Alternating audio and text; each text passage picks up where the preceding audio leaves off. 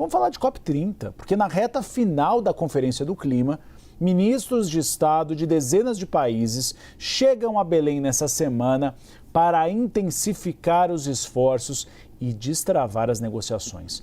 O nosso Vinícius Murad acompanha de perto desde o início a COP30 e antes dela, o Vinícius Murad se tornou uma espécie de especialista da Conferência do Clima. Vini, a gente tem a possibilidade de um acordo para essa semana? Ou as negociações estão travadas e a gente pode ter uma COP sem nenhum acordo exponencial para diminuir os efeitos do aquecimento global?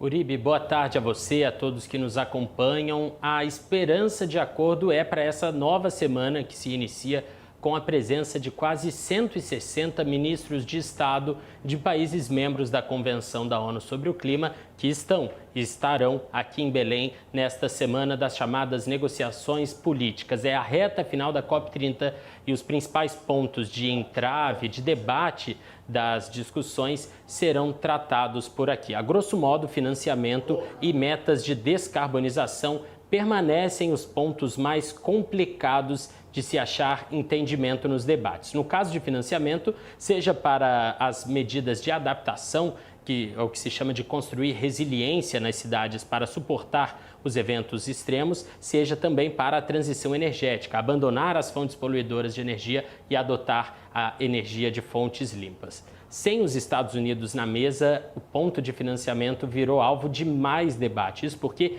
existe uma resistência em assumir o papel de principal financiador, tanto por parte dos países da União Europeia, que assumiriam esse protagonismo, mas também países como China e Emirados Árabes e Arábia Saudita. O pacote de adaptação é uma prioridade brasileira na COP. Alguns negociadores do Brasil têm minimizado as tensões, afirmando, segundo algumas fontes, que existem sim textos em discussão. Na COP29 em Baku, o que foi aprovado foram 300 bilhões de dólares para essas medidas de adaptação, vindas aí de diversas fontes, incluindo empréstimos. Agora, nessa COP, os países em desenvolvimento, nessa divisão com os países ricos, têm demandado triplicar esse valor e alterar para fontes como doação e não empréstimo, segundo a apuração do meu colega Renan Fiuza. Só para a gente finalizar, Correia do Lago está esperançoso com essa semana política das negociações e a possível vinda do presidente Lula na terça também é um fator que pode ajudar a destravar o debate.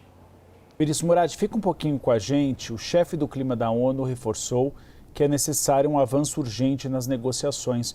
Mas o que a gente vê das nações ricas é um posicionamento contrário, uma série de resistências a algumas questões que são básicas numa discussão de uma COP30. Conta pra gente como esse chamado pode mudar as questões que estão em discussão em Belém.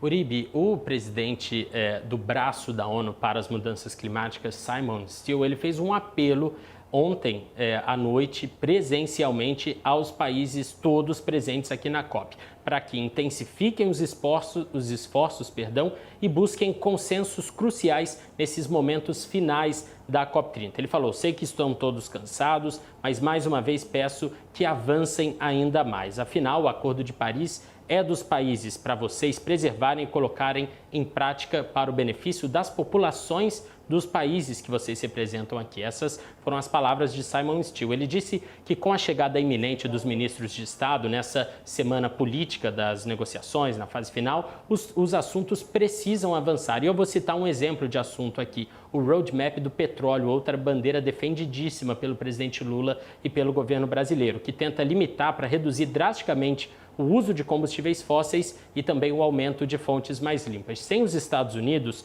o petróleo e os estados dependentes dele enfraqueceram a posição, mas a Arábia Saudita, por exemplo, ainda pode limitar o avanço desse roadmap defendido por Lula e já tem mais de 20 adesões, diversos países como Alemanha e Reino Unido, mas a gente sabe, numa conferência do clima, sem consenso, as negociações ficam complicadas, não avançam e aí só no ano que vem, nas próximas reuniões. Toda a equipe da CNN Brasil, meu amigo Gustavo Uribe, segue aqui em Belém nessa cobertura intensa de uma semana decisiva e tudo está nas mesas de negociação. Você acompanha todos os lances por aqui.